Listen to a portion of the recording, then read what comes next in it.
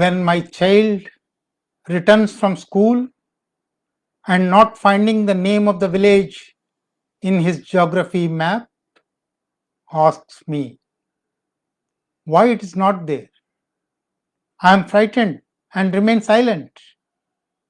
But I know this simple word of 4 syllables is not just the name of a village, but the name of the whole country.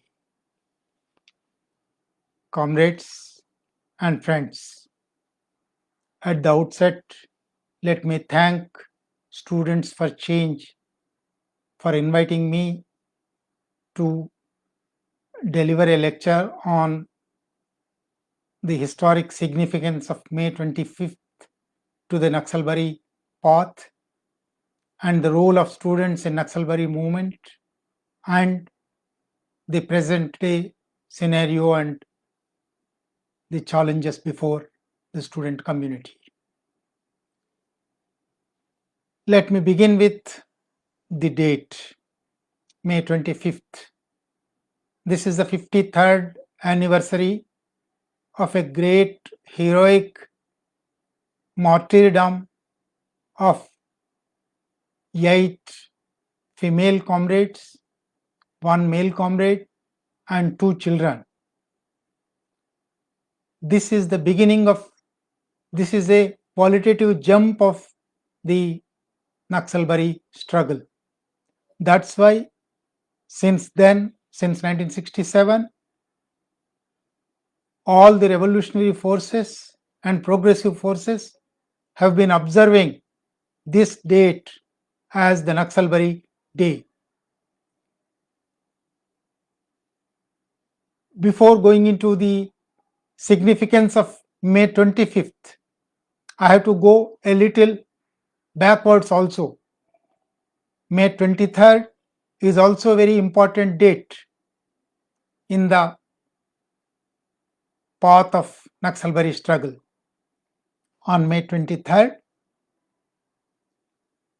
tribals, Santals, and landless people of Naxalbari, Kharibari, and Fonsideva, various villages under these 3 police stations, they rounded up a police force that came to help landlords, jotedars, that came to crush the peasant uprising, and in the process, an arrow hit Sonam Wangdi, a police officer who died on the spot. That means Naxalbari began its attack, the direct attack on state machinery on May 23rd. On May 25th, police force came in reinforced measure and fired on people indiscriminately, killing 11 people. Those 11 comrades, the martyrs, who were the first martyrs in the Naxalbari path: Dhaneshwari Devi, Sorubala Burman, Sonamati Singha, Simheshwari Malik, Nayaneshwari Malik, Sameshwari Saibani, Gaudro Saibani, Phulmati Singha, and a male comrade, Khar Singh Malik, and 2 children fell to the bullets of the police. They made the ultimate sacrifice, the supreme sacrifice in the cause of Indian people's movement, and that's why we are remembering this day, May 25th, again and again every year, so that we will continue their path, we will uphold their path, and we will take their path ahead. Though these 2 dates, May 23rd and 25th, are significant, one is significant for attack on state, and the second is significant for the ultimate sacrifice. Though these two dates we are remembering now, actually there was years of effort that has gone into organizing people to this stage. People occupying the lands they tilled, the lands on which they toiled, the lands which belong to the Jotedars on paper, but actually which are filled with blood and sweat of those people, which have yielded good crops because of that blood and sweat. Those crops and fields were being harvested by the Jotedars, were being robbed from the landless peasantry, landless laborers. In this area, in Terai, in Naxalbari, Ponsideva and Kharibari, starting from early 60s, communists have been working. Charu Majumdar was working there. Kanu Sanyal was working there. Jangal Santal was working there. Their tremendous efforts have led to a qualitative jump in the movement. That qualitative jump came in 1967 March. In 1967 January or February, there was a new government in West Bengal. A person who split Congress to form the government as chief minister was supported by CPM, the party which recently split from CPI and gave a hope that it will again bring back class struggle onto the agenda, ditched people and joined the ruling class party, joined the government. Jyoti Basu became the home minister. Hare Krishna Konar was the agriculture minister. Hare Krishna Konar, on lips, supported the peasantry who were occupying the lands, said land reforms is the need of the hour. We will bring land reforms. The land reforms for which people have been fighting for decades. But once they are in government, they did not do anything. People started on their own. In 1967 March, under the leadership of Charu Majumdar, under the leadership of Kanu Sanyal and Jangal Santal, who were with CPM at that time, but they were the radical and militant elements within that party. And they thought somewhere land to the tiller slogan has to be implemented. Class struggle has to be brought onto the agenda, and they began occupying lands, harvesting the grown crops in 1967 March and April. So many incidents took place in those 2 months. It was actually harvesting time, and within these 3 police station limits, Naxalbari, Kharibari and Ponsideva, it's less than 300 square miles of area. Within this 300 square miles of area, there were 60 incidents reported, police cases of occupying and harvesting crops. Because of that, state realized that this is going to be a real people's struggle, and this is going to bring back class struggle onto the agenda, and Jotedars felt their power is being taken away. So, police, the state, the government in which CPM was also a part, sent police forces on May 23rd. But the mostly illiterate tribal Santal landless laborers, small peasants, they did not feel afraid of the police. That is the significance of Naxalbari, and that is even today that continues. We want to fight state. We will oppose state. We will defy state. We will show our active resistance to the state. That's how at that time party was not even formed. They did not have any weapons. They had only bows and arrows. They had only sickles. They had only axes. With that, they trained their arrows and bows on the police force. One police officer was killed. State took it as an affront. State realized that this struggle, this movement is going to make a direct challenge to its hegemony, its authority. First, it started challenging Jotedar's authority, landlord's authority, feudal authority. And then within 2 months, it also challenged state authority.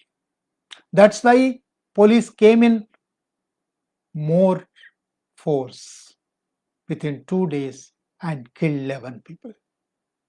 But as the proverb goes, this was a spark. The spark, once ignited, spread like a wildfire. The Naxalbari line of attacking, challenging the state, defying the state, if possible, armed defiance of the state, and making supreme ultimate sacrifice of life. This was the message given by Naxalbari. Since 1951, in 1951, on October 21st, the then Communist Party of India officially withdrawn its Telangana, Great Telangana Armed Peasant Struggle. Since then, since 1951, October 21st, there was no Communist Party. There was no party to lead people in their struggle. The Communist Party, in the name, in 64 it became two. The two parties were not waging the actual class struggle. They have gone into the parliamentary path.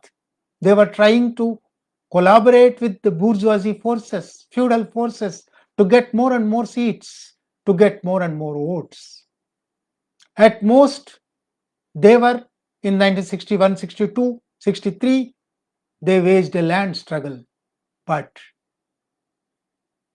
unfortunately or ridiculously, their land struggle was not on the land.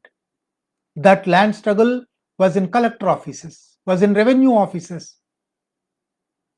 But a land struggle has to be fought on land.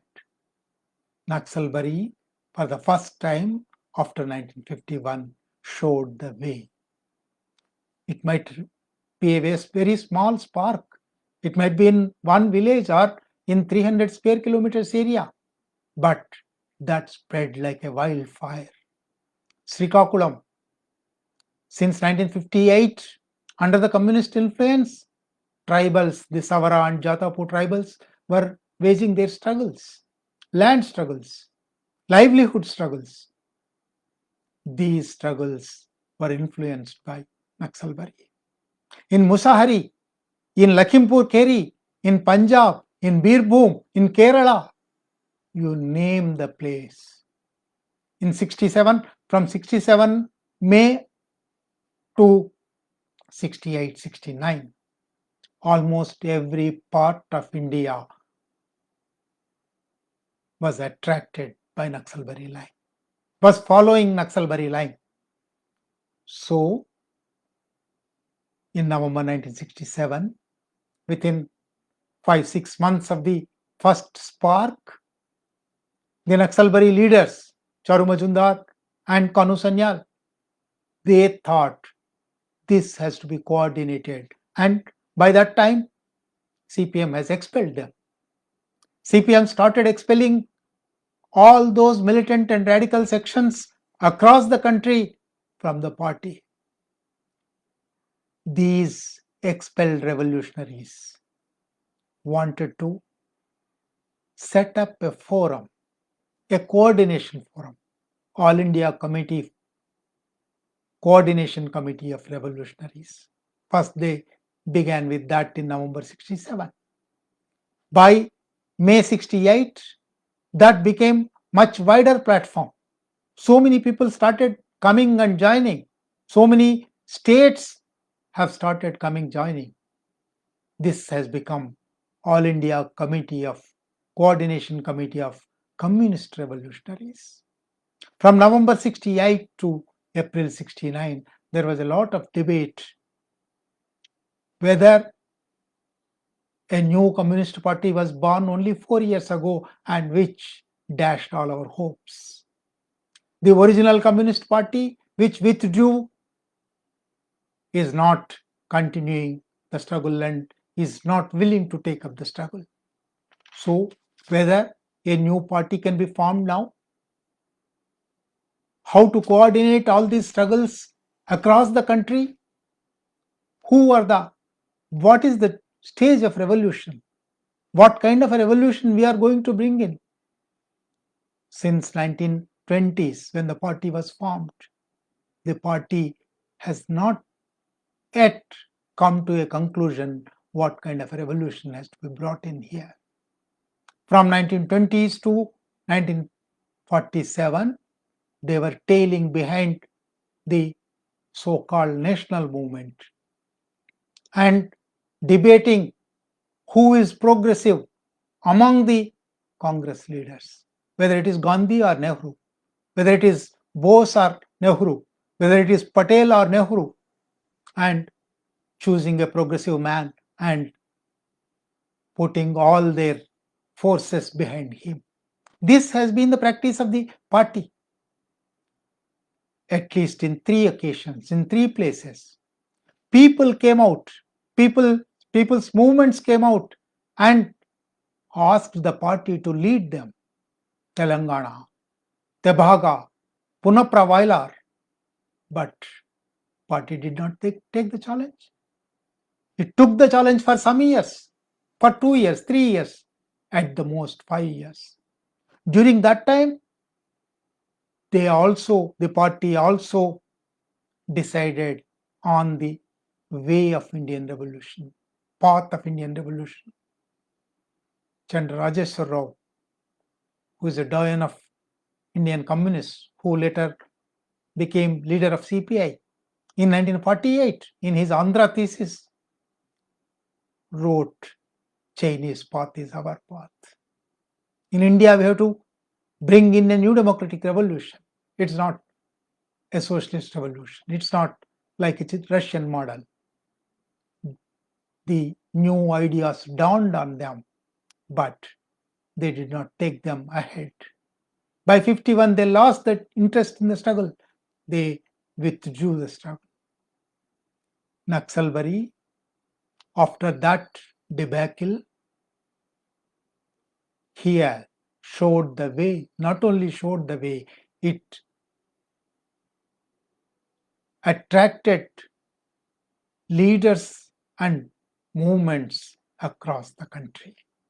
How to coordinate these movements? How to coordinate these states? How to make them into a single party? This has been a great debate. In that debate, some people left out and started their own way, and some people formed Communist Party of India, Marxist-Leninist, on April 22nd, 1969. That is the beginning of the centenary year of Lenin. So that's how Naxalbari began. It's a long history and we don't have that much time to go into the history of Naxalite movement. There are dozens of books you can read. Here, our main focus will be on students' movement. This great Naxalbari struggle suffered a lot of repression. Thousands of people were killed, extrajudicial murders. Hundreds of thousands of people were arrested, implicated in false cases, kept in jails for years. Not only that, even within the party, by 1971, splits began to appear. Some comrades started raising questions on the path. Again, going back to the revisionist line or class collaborationist line, and there were betrayals. But Naxalbari continued. Naxalbari lives. That's why in 1967 itself, when the first spark was ignited, Comrade Charu Majumdar wrote in a premonition kind of thing, Naxalbari lives and will live. We know that as we move forward, we shall face many obstacles, many difficulties, many acts of betrayal, and there will be many setbacks. But hundreds of Naxalbaris are smoldering in India. Naxalbari will not die. That is the strength and essence of Naxalbari. Naxalbari continued. Naxalbari lived. Naxalbari continues to live. Before going into the students' role in Naxalbari movement, we have to stop for a while and discuss what are the strengths of this movement. Why, even after 53 years, it is alive, it is spreading, it is growing. There are, as I already told you, there are many books, many analysis, all kinds of analysis are available. I will just throw light on 4 or 5 important strengths of the movement, strengths of the Naxalbari movement.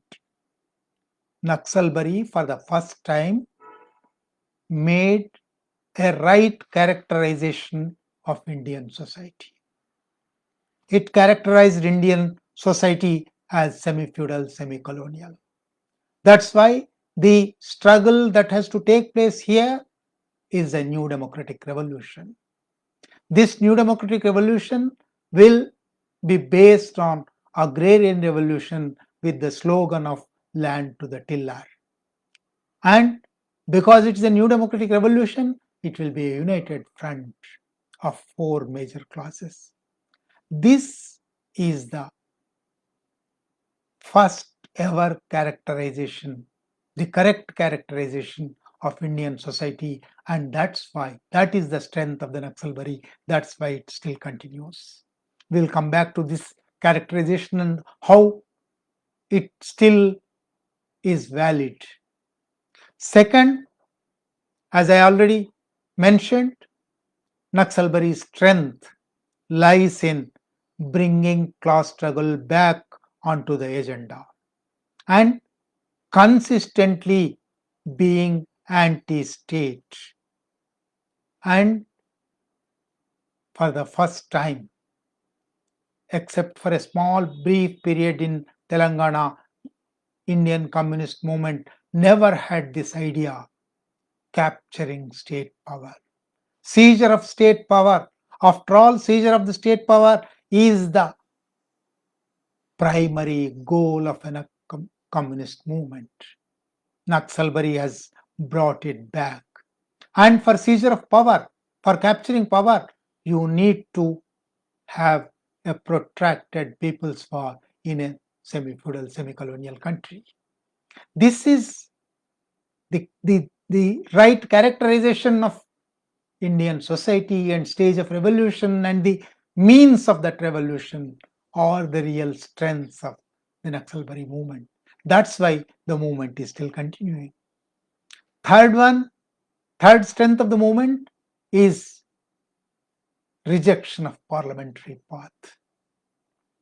Till that time, in 1951, Communist Party, with a heroic record of history of leading struggles, people's struggles, joined parliamentary path. Whether in Indian situation, can communists join parliamentary path? Is Indian parliament a real parliament? Parliament, parliamentary institutions, the representative democracy arrived in European countries, in Western countries, out of bourgeois democratic revolutions. Britain, which got a representative parliamentary democracy out of a bourgeois democratic revolution, implanted that in Indian conditions. India, which did not have a bourgeois democratic revolution, which did not witness a bourgeois democratic revolution, cannot have this bourgeois democratic institution. At the most, because it is implanted from Britain, because it was brought from Britain and set up here, it has become a bonsai. In India, we have a bonsai democracy. It's not a real tree that grew out of this soil. It's not a real healthy plant that grew out of this soil. This is a bonsai in a flower vase. Even bonsai trees, you might have seen bonsai banyans, bonsai different big trees. Even bonsai trees give flowers. Even bonsai trees give fruit, but that fruit is inedible. You cannot eat that. That flower will not give fragrance. So this bonsai democracy is only for bourgeois democracy. Democracy in general is for bourgeoisie. In India, it is not even a bourgeois democracy, it is a bonsai democracy. This cannot be a forum to raise people's issues. This cannot deliver goods to Indian people. Parliamentary path has to be rejected. It has to be a real democracy, democracy of people, new democracy of people. That is the slogan, that is the argument, that is the contention given by Naxalbari. That is its strength. Another strength, as I already mentioned, it started on this day, 1967, May 25th. Naxalbari, for the first time, has given a great tradition of sacrifice, ultimate sacrifice, supreme sacrifice, sacrificing life for the welfare of people, for the people's state, for seizure of power by people. That's why that sacrificing tradition gives strength to Naxalbari. And the another strength, the last strength, there are many, I'm just making it brief. Another great strength of Naxalbari is its continuity. As I told you, when Communist Party of India gave an announcement that it is withdrawing the struggle in 1951, October 21st, there was no struggle. Struggle was withdrawn. But post Naxalbari, if you compare, there are dozens of groups and parties which evolved out of Naxalbari tradition, which even now call themselves inheritors of Naxalbari. Many of them left the struggle path and joined parliament. They withdrew the struggle, but the struggle did not stop. As in 1951, one or the other, or maybe a dozen parties might have left the struggle path, but the struggle continues. Somewhere, someone will hold this flag high. This flag will continue. Naxalbari flag cannot be lowered. That's why Charu Majumdar said, Naxalbari will not die. in the last 5 decades, yes, Naxalbari has committed mistakes, even blunders. That's true. But as students of history, as E.H. Carr once remarked, you cannot cross-examine the dead. There are dead. There are some mistakes, but there is a tendency that if in correcting an old mistake, you commit a new mistake. This is in the social process, this happens. Naxalbari committed new mistakes in the process of correcting old mistakes. Naxalbari, because of many of its leaders coming from middle class, had exhibited middle class impetuosity. Because of this middle class impetuosity, there were many deviations, right deviations, left deviations, adventurism, all kinds of this. And Naxalbari also has given several wrong, erroneous tactical slogans like annihilation as the only path. Annihilation is an inevitable part of an agrarian revolution, a class struggle.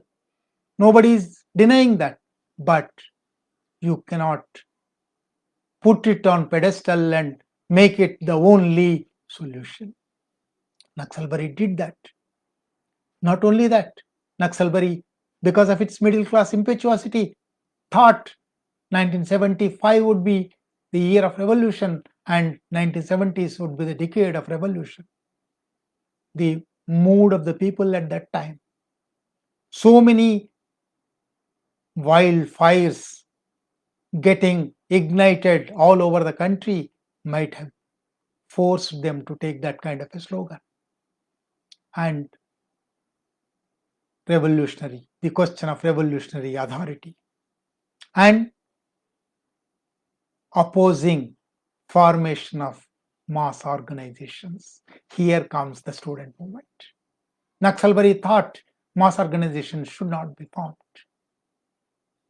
because the revisionist practice, the CPIE and CPM's practice of mass organizations, forming and running mass organizations, was leading to revisionism, was leading to economism, was not giving political consciousness, was not giving class struggle consciousness.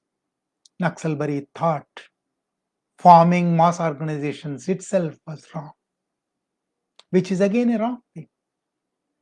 You can form mass organizations, you have to run mass organizations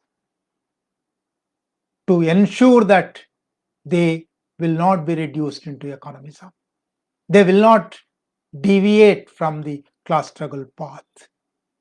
That's why Naxalbari in the beginning stage opposed all mass organizations, and even student organizations were not formed. In the beginning, in 67, 68, 69, students were asked to leave their studies and go to forests and villages to participate, to take part in the struggle. At that time, struggle was squad formation and squad actions. Students, hundreds of students from prestigious institutions, IITs, regional engineering colleges, St. Stephen's College, Presidency College, name the prestigious institution of that day. Students, idealist students, students with revolutionary fervor joined the movement and laid down their lives. They sacrificed their lives, so they made supreme sacrifices for the people of India, for the revolution of India. So, if we go back and see what was the relation between Naxalbari and students, I think there are 4 or 5 phases in the last 50 or 55 years. First phase was from 1967 to 72. first 5 years, there was no students' organization. Students were not even organized on their own demands or even social class struggle demands. There was no consciousness raising effort. Only solution was given to leave studies and join struggle. Students responded. Students responded positively, but that did not lead to any student movement. Then came the second phase from 1972 to 75 till emergency. At that time, there was a rethinking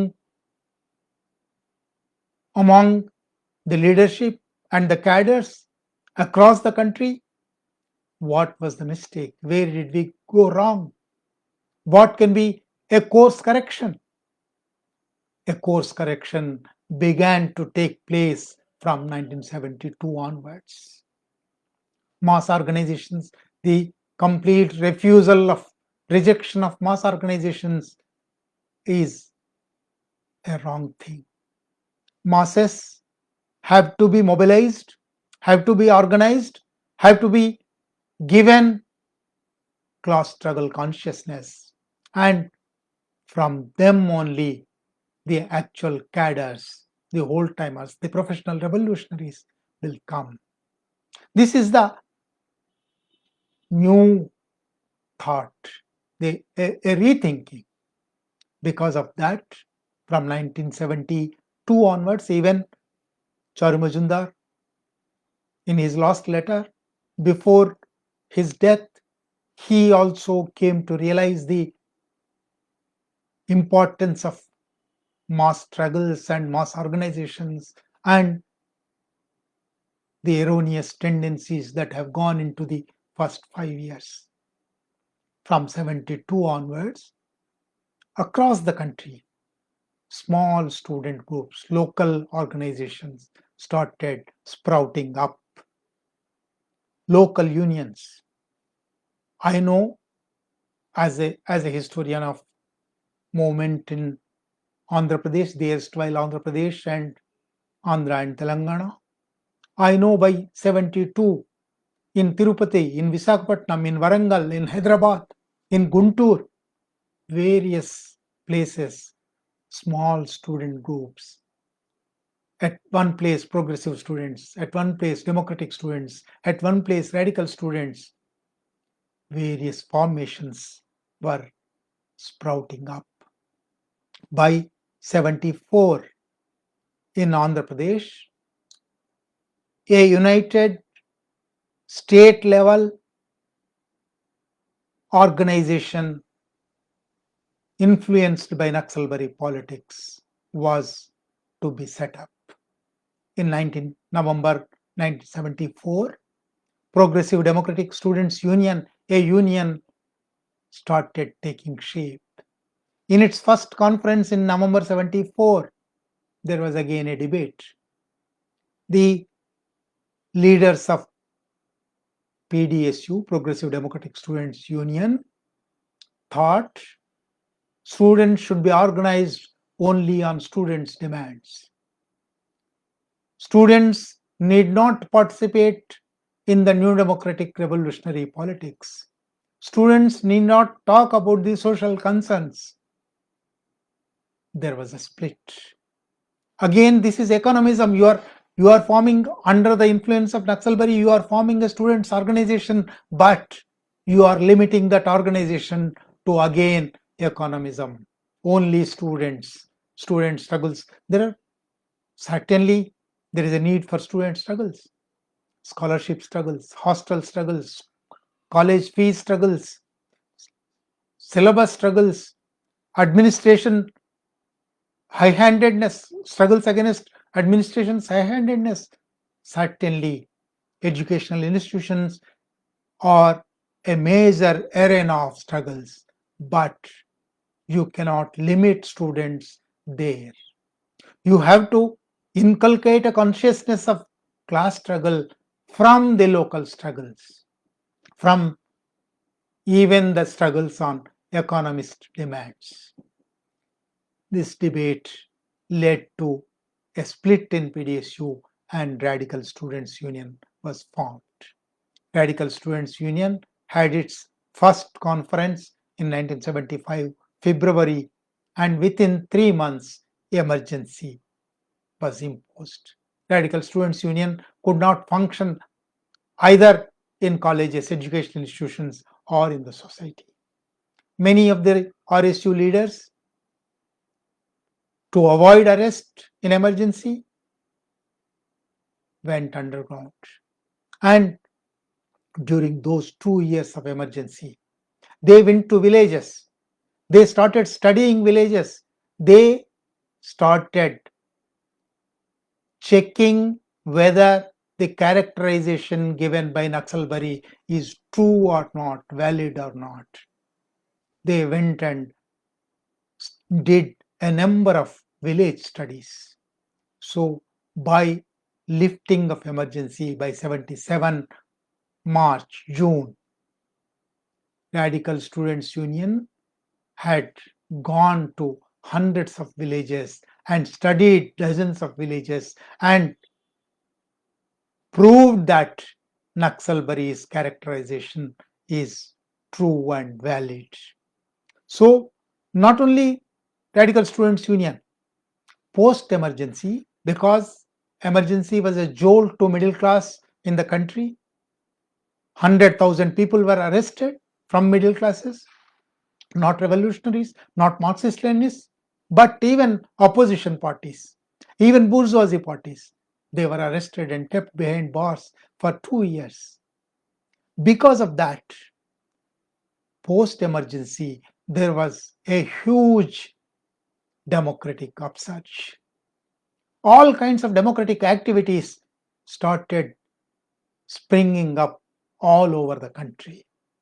In that democratic post-emergency upsurge from 1977 till 1985, again, I am basing my presentation on Andhra Pradesh experience. Till 85, for 8 years, there was fantastic achievements, both on students' specific problems, educational institutions, and social revolution, no democratic revolution. There are many, if you go into the history of Radical Students Union or its activities, there are many things, but I will not go into those details. I'll just give one example. In 78 February, Radical Students Union had its second conference in Warangal. In that conference, Radical Students Union gave a call, go to villages. The same slogan was given by Charu Majumdar in 1967, but here there is a difference. In 67, students were asked to go to villages to join the movement, to sacrifice, to join the squad activity, to join the armed struggle. In 78, Radical Students Union asked students to go to villages to spread the revolutionary message.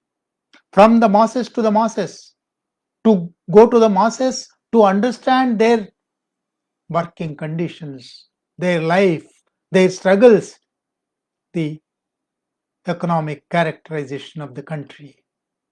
And from the masses, you have to give revolutionary message to the masses, organize them to form youth organizations, to form peasant organizations, to form miners organizations.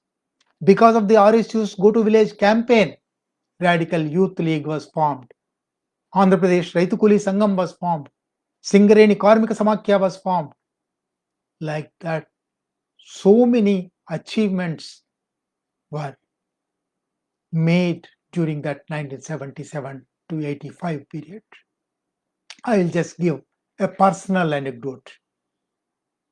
In 1984, I was working editor of Radical March, the monthly organ of Radical Students Union and Radical Youth League. In 1984 Go to Village campaign, each team, 7 or 8 students will be formed as a team. A singer has to be there, a political speaker has to be there, and other students may have their own skills and talents. This team goes to a village and the teams were given an instruction that they have to first visit a Dalit colony and get their food, beg for their food in that colony, and sing songs, give political speeches, and attract people, and if possible, form organizations. This was mandate given to them. Just before the teams went into the villages, there were 3 days or 4 days continuous classes on political economy, on philosophy, on New Democratic Revolution, and on the modalities to study villages. All kinds of things. In 84, when I was working editor of the magazine, I used to get all kinds of reports from the teams. I made a calculation. In that 1 year, 1100 students, including 105 girl students, visited 2,419 villages in one 7 days or 10 days period. In one Go to Village campaign, 2,419 villages were given revolutionary message. This revolutionary message reached 50 lakh people. So that way, students acted as a major instrument of spreading revolutionary message to people. Naxalbari, the relation between Naxalbari and students has come out in glowing terms in Radical Students Union's experience. Based on Radical Students Union's experience, at least in 17 states, various students' organizations was formed. During this period, 1977 to 85, an all India coordination activity of students' movements of various states also began. By 1980, in 81, we had a nationality question seminar. RSU had conducted a nationality question seminar for which students' unions from all over the country were invited. By 1983, a coordination committee was formed. In 1985, All India Revolutionary Students' Federation was formed. This is another phase. Then a fourth phase has come. This fourth phase is of repression. Students' Union from 85 to 89, RSU was not allowed to work in Andhra Pradesh. The then Chief Minister N.T. Ramarao openly declared, from now on, Ata, Pata, Mata, Band. There should not be any singing, there should not be any speeches, there should not be any dancing. The activism was completely crushed. 85 to 89, this phase continued, and even AIRSF could not work in Andhra Pradesh. In other states, that was functioning, but RSU was not able to work among students. By 1992, Radical Students Union was banned in Andhra Pradesh. Till now, that ban continues in both the states. The next phase, the fifth phase, I think, is a globalization phase. In 92, RSU was banned. RSU, along with 6 other mass organizations, were banned in Andhra Pradesh. In the same 92, globalization policies, liberalization, privatization, globalization, LPG policies have come. In the same 92, Babri Masjid was demolished and minorities started getting threats. So An all pervasive darkness started engulfing, and that is the new phase, globalization. Middle classes, globalization, whether it could achieve the stated objective of bringing in more FDI or bringing in more MNCs, whatever may be the goals achieved, one goal it could achieve was it could co-opt middle classes. It could bribe, it could corrupt middle classes, and students as part of middle class started losing their activism. They started slowly getting sucked into the system. Elitism has began to be all pervasive in educational institutions. In the name of professionalism, students started dumping their social concerns. There were no unions. In Andhra Pradesh, students' union elections in colleges and universities were banned. There was no student activity. The complete student activism was absent during that time from 92 to maybe 2000s or 2010s. There might be sporadic here and there, issue-based, identity-based, localized movements, but not revolutionary, Marxist-Leninist, Naxalbari influenced student activism.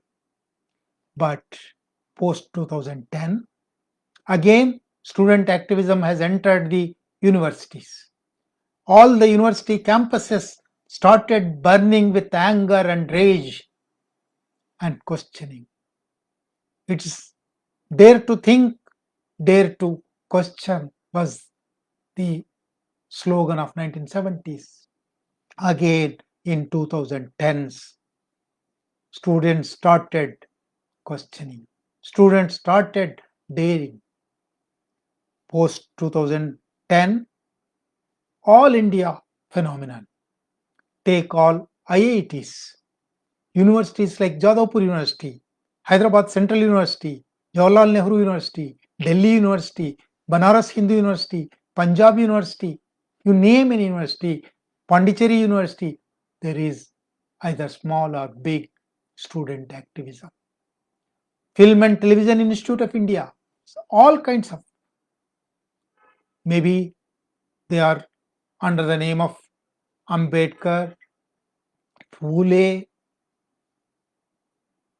Bhagat Singh, whatever may be the nomenclature used, student activism has come back with Rohit Vemula, with JNU, with Delhi University, with Jadavpur University. Again, this is a new phase. I think now we are in that present phase. Again, because we are in a student activism phase, we have to re-examine the relationship between Naxalbari and student activism. What kind of relationship could be built? What is the relation? What relationship exists in the present scenario? It can be characterized as a phase of globalization, a phase of Hindutva. Now, if you come to the current situation, a phase of COVID, all these, globalization or Hindutva or COVID, have amply shown that whatever Naxalbari characterized is true. See the migrant labors, see the state's indifference and state's cruelty, see the new round of reforms or 91-92 round of reforms. Take any aspect of society, culture, politics, economy today. you have to go back to Naxalbari, and Naxalbari's conclusions and contentions are proving right. After 50 years, Naxalbari is coming back with a revenge. Naxalbari is in economy, whatever Naxalbari said is proving to be right, or maybe new issues are added. We said it is a semi-feudal, semi-colonial country in 67. Naxalbari said that. Today, migrant labor are showing that semi-feudal, are opening up the semi-feudal character of the country. Just because land reforms were not successful, just because crores of landless laborers were left to themselves, they had to migrate to cities and other states, and 16 crore population have been living as migrant laborers all these days. Now, COVID proved that the countryside in India is filled with semi-feudal relations.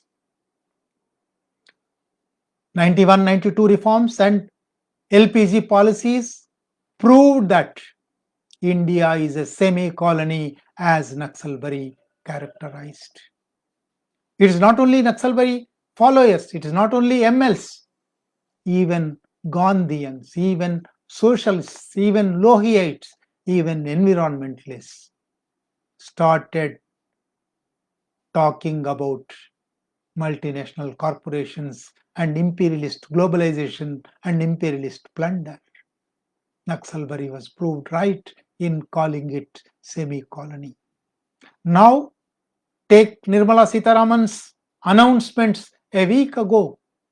What kind of privatization, what kind of red carpet invitations to MNCs? All that proves Naxalbari once again. This is a semi-colony. This is a semi-feudal, semi-colonial country, and to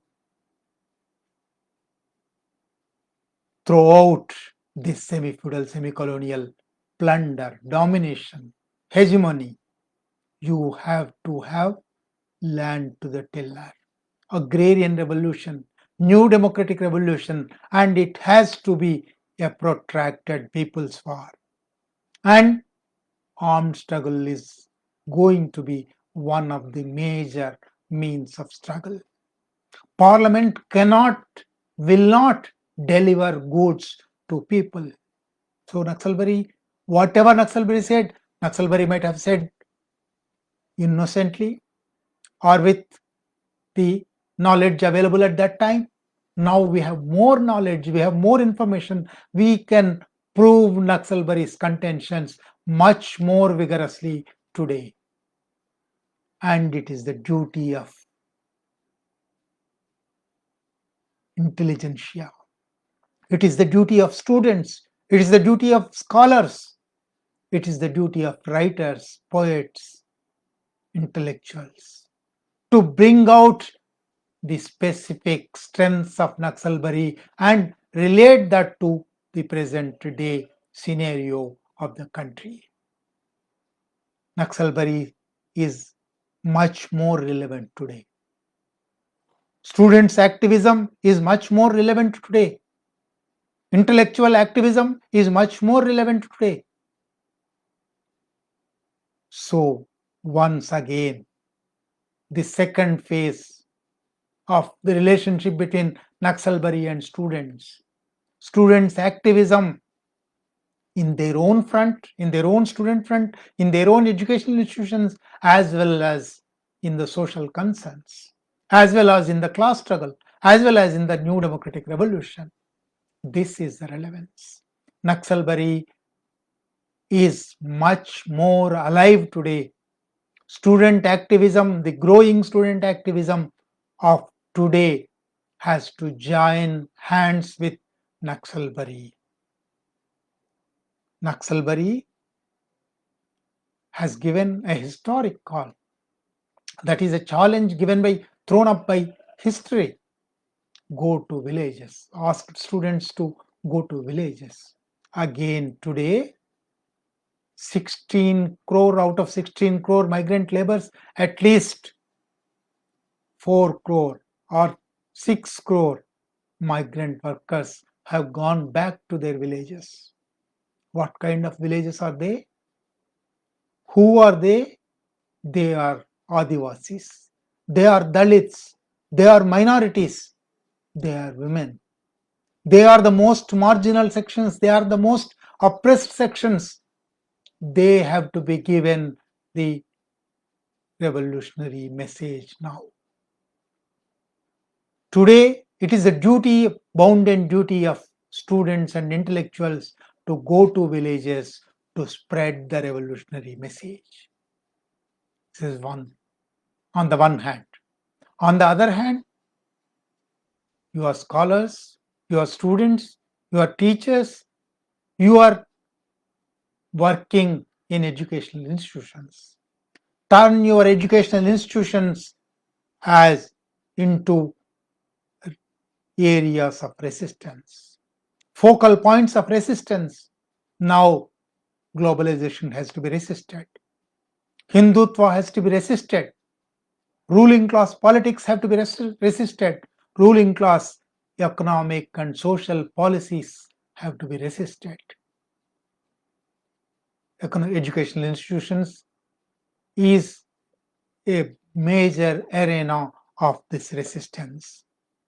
In 1970s, when I was a student, in 80s, we used to have a slogan, जोर जुल्म की टक्कर में संघर्ष हमारा नारा है. जोर जुल्म is going on. जोर जुल्म is staring us in our face. What do we do? What should we do? What is our duty? संघर्ष हमारा नारा है. Naxalbari asks students, Naxalbari pleads to students to take up Sangharsh, spread the message of Naxalbari to people. That is the quintessential relationship, symbiotic relationship between Naxalbari and students. I hope the listeners, students, and intellectuals of this country realize the utmost need of the present scenario of Narendra Modi's policies, of Brahminical Hindutva's policies, of globalization policies, of imperialist globalization, multinational corporations' agenda of plunder in India. It is our duty to uphold Naxalbari line, to continue Naxalbari line. I thank all the viewers for patiently hearing me for over 1 hour. As I told you in the beginning, in the last 50, 55 years, hundreds of thousands of studies have come on Naxalite movement, on the student movement. You can go through that. You can have your own readings. You can improve upon them. But I think the quintessential relationship is valid, and that relationship is demanding our contribution to the Naxalbari line. Thank you, one and all. I think there are some questions. If I don't know, I'm not very well versed with this technology. If I can get some questions, I will try to answer, or otherwise you can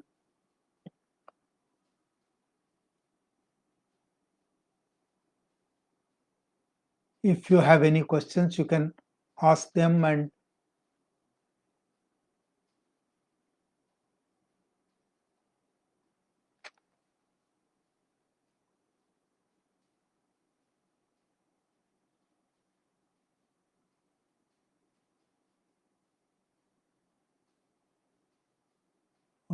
most of the comments are just slogans and their enthusiastic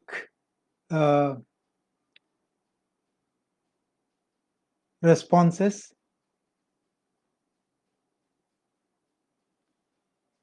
I don't think there is any question.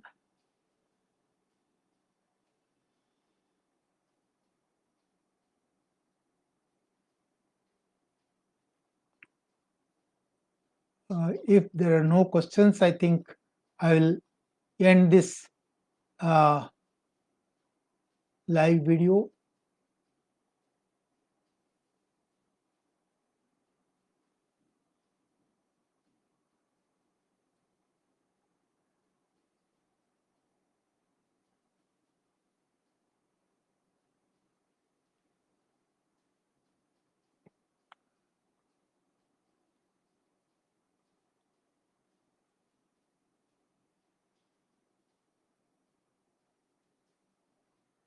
Uh, Thank you, comrades and friends. There is, as far as I see, there is no question. So there is one question. What ways can those outside of India show international solidarity with the people's struggles in India? Thank you, Alice Krupaskaya.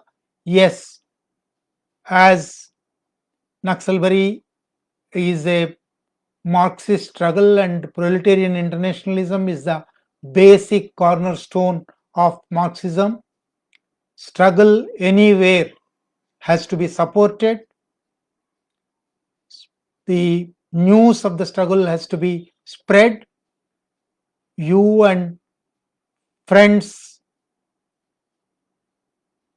from afar in any other country can get the information, spread the information, mobilize solidarity, and mobilize opposition to the repression that is going on here, and make demands for release of prisoners, all kinds of. If there is a will, there is a way. There are hundreds of ways in which international solidarity with struggles in India, people's struggles in India, can express themselves. I welcome your comment and I wish you continue to show your solidarity.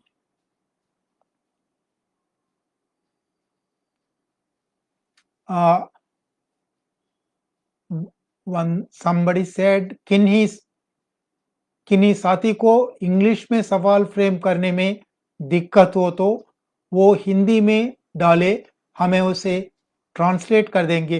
There is no need to translate. I can read Hindi, I can understand Hindi. Only thing is I can not give a lecture in Hindi. मुझे उतना हिंदी नहीं आता हो भाषण देने का Hindi. That's why I am sorry if I was unable to speak in a language which you understand, but I can understand even if you type a Hindi question, I will give that.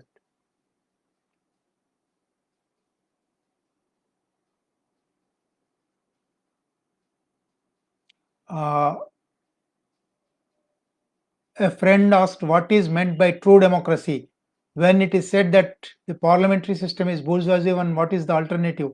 Also, isn't communism and class struggle also a bonsai one in India, where caste struggle rather than class struggle is important? This friend has raised at least 3-4 questions. True democracy is people's democracy. The Westminster form of democracy the form of democracy that has come to India is a product of bourgeois democratic revolution.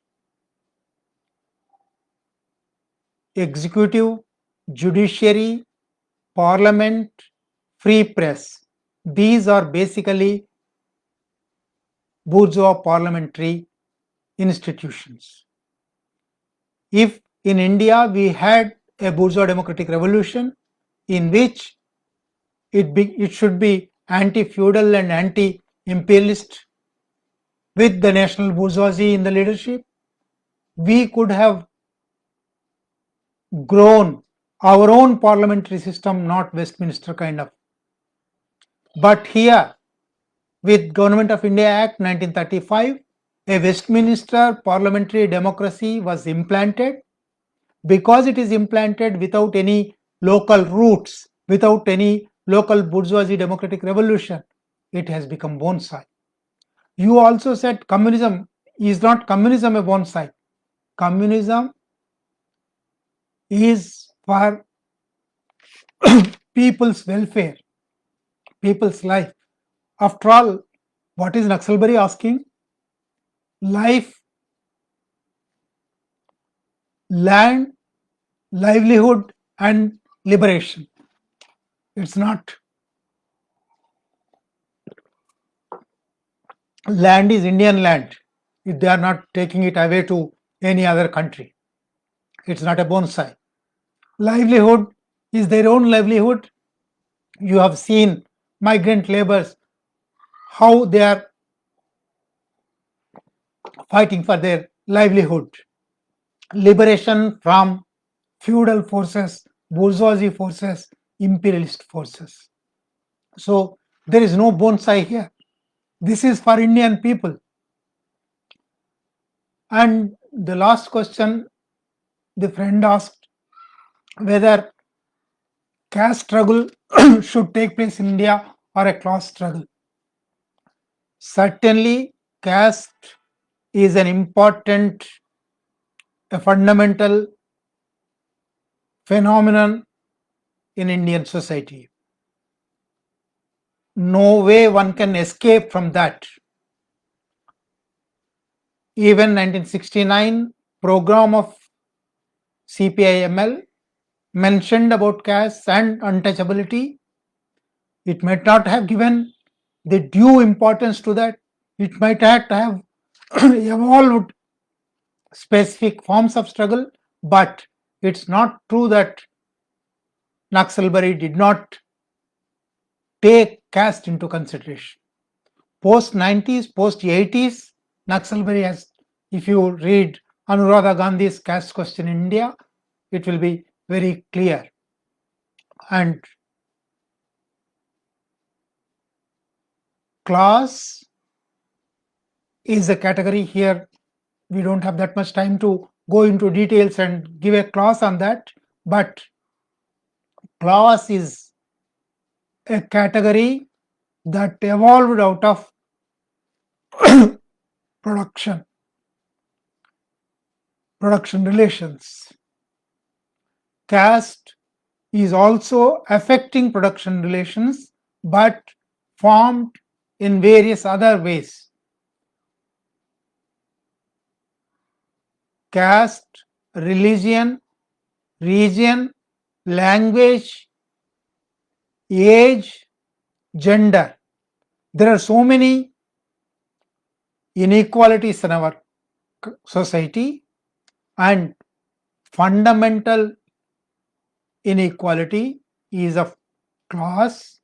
And we are not at all saying that if class relations are changed, automatically all the other relations will change, because all those other relations, whether they have root in relations of productions or not, they have roots in history and ideology. We have to have many more cultural revolutions to fight all those inequalities. But even to wage those struggles, you can wage those struggles parallelly, but to win those struggles, you have to have victory in the primary foundational class struggle.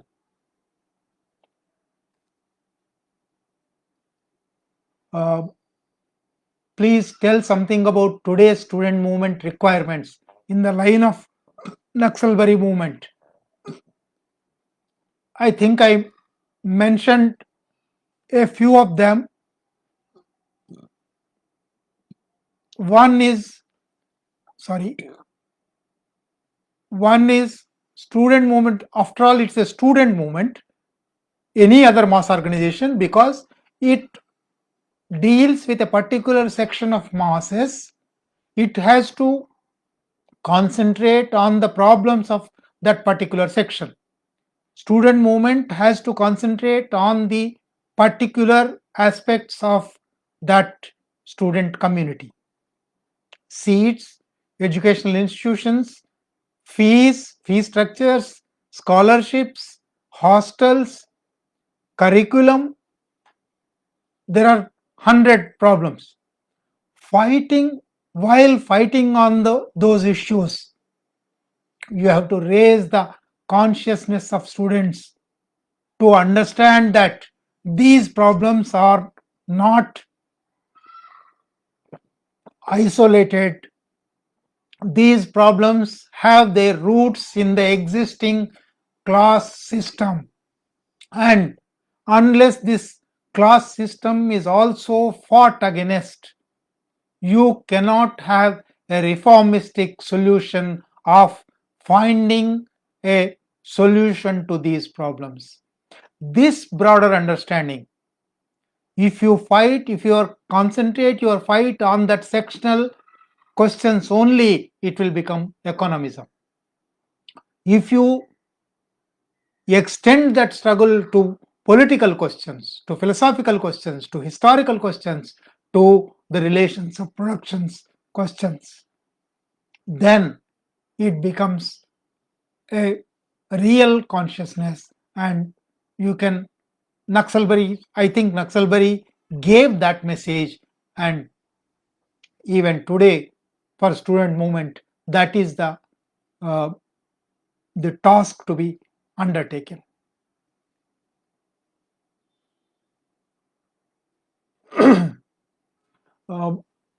Yes, there is another question: how can we work against elitism and professionalism in students in education institutions like IITs?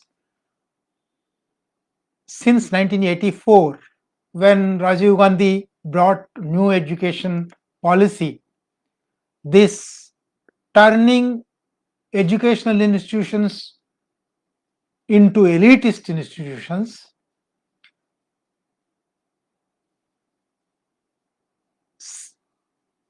inculcating students with elitism and the quote unquote professionalism has become a major threat to students' activism. Either the syllabus will be too harsh, either the syllabus takes much of your time, either the administrations of education institutions would not allow you to have your own time, or the class from which you are coming, mostly middle class, or even if you are coming from the lower classes, the environment in the educational institutions make you an elite or make you quote unquote professional. I think, as Mao said, fighting against the system is one level, fighting against yourself is another level. This is as much important as fighting against the enemy. Whatever elitist, professional, away from the people ideas you are getting, you have to examine every day and you have to fight them out. This is at ideological level.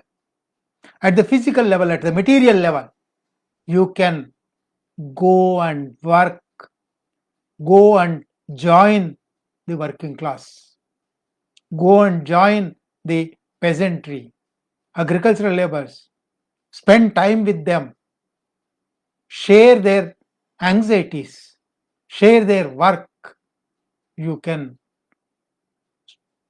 even that is not one day process. You can, in this process, shed off your elitism and professionalism.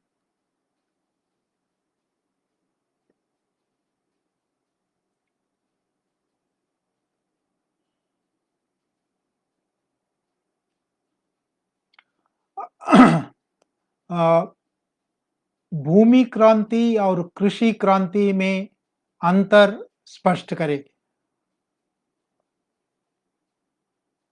As I understand, one is land revolution and the one is agrarian revolution. As I understand Hindi, I don't think there is any concept called land revolution, but land reforms is there.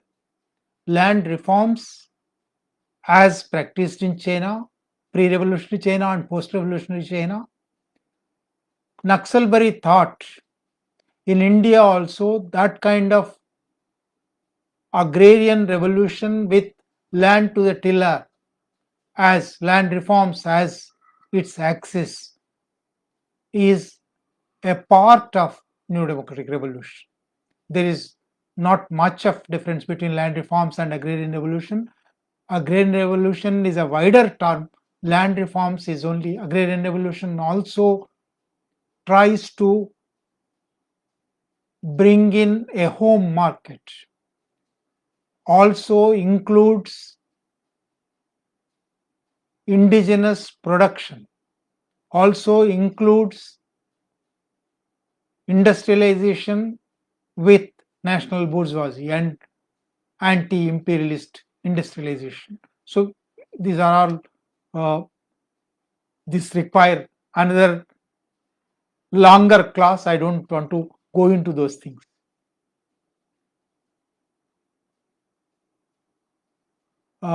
This is a good question. Is the intellectual vibrancy of the student struggle in India today similar or different than in the 70s or 80s? Can you describe some features of it, including limitations or promising characteristics? I hope you have read Nikhila Henry's book on 2010 student activism called The Ferment. If you haven't, please go through that. She was a journalist. She is a journalist.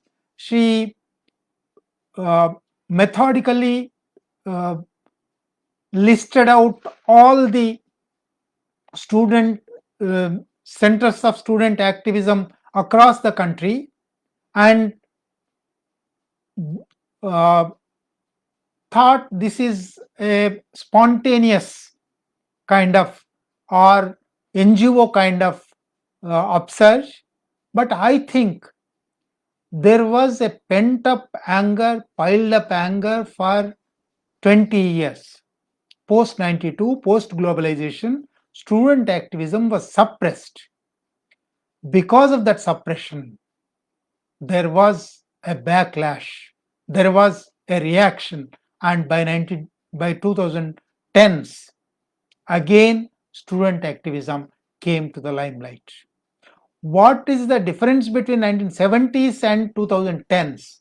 I think, as a student of history, in 1970s, it was pure idealism. They did not even blink even when police bullets were showering them. They did not blink. They just sacrificed. But by 2010s, maybe because of the globalization's cultural onslaught, now middle class has become more secure. Middle class has become more protective. So today's the major difference today is, though that there is militancy, it is not as militant as in 1970s. If only we can put some, I don't know how we can put that, militancy into the present day student activism, 70s will come back. There are many people who have written that 70s are coming back. 1969 French student movement is again showing its way, but we have seen that kind of overrated reactions of uh, Arab Spring and all that. Unless you have a class struggle perspective, unless you have a proletarian leadership, unless you have a protracted long vision, all those Arab Springs will collapse. Student activism today, if it does not take Naxalbari line, if it does not take class struggle perspective, it will also, I think, collapse. गांव में लौट रहे मजदूरों के पास बहुत से सवाल है, पर उनकी जमीन अंततः नियतिवादी है. ये रिक्तता अभी भी बनी हुई है. Actually, this for the last 2 months I have been writing and speaking and reading a lot on migrant labor. Almost all systems have failed them. The contractor who has brought him from there failed. The building owner who employed him failed. State failed. Relief organizations failed. Administration failed. Even middle class, some philanthropic activities happening but failed. They had to walk back. So after going home, what do they have?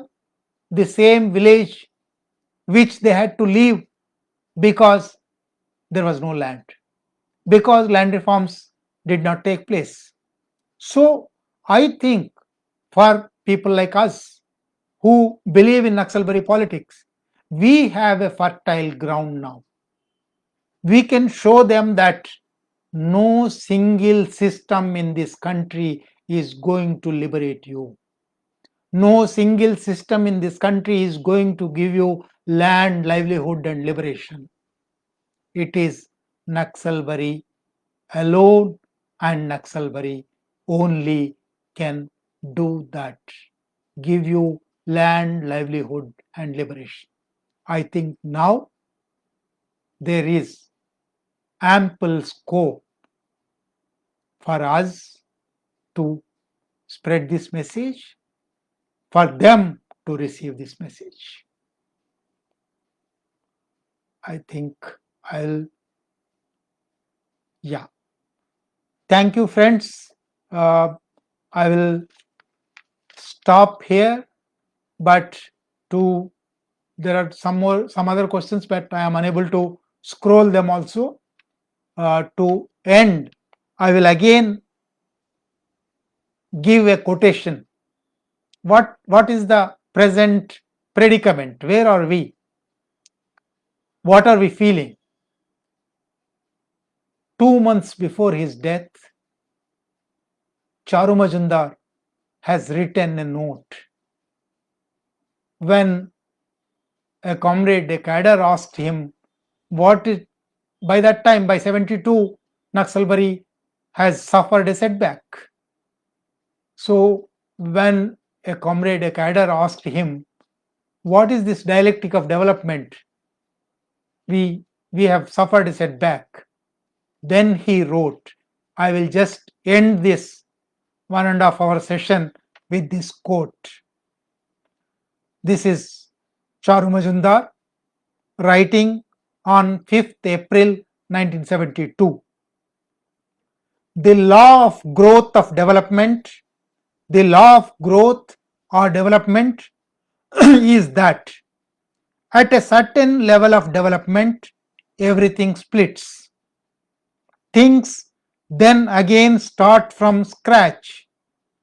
This is unity of opposites. In our country, struggle has come to a close after reaching a new stage. It will again start from the new level. This is an incubating period. Thus, there is no reason to get depressed. I quote, I repeat. Thus, there is no reason to get depressed. Struggle will again begin at a higher form. Thank you.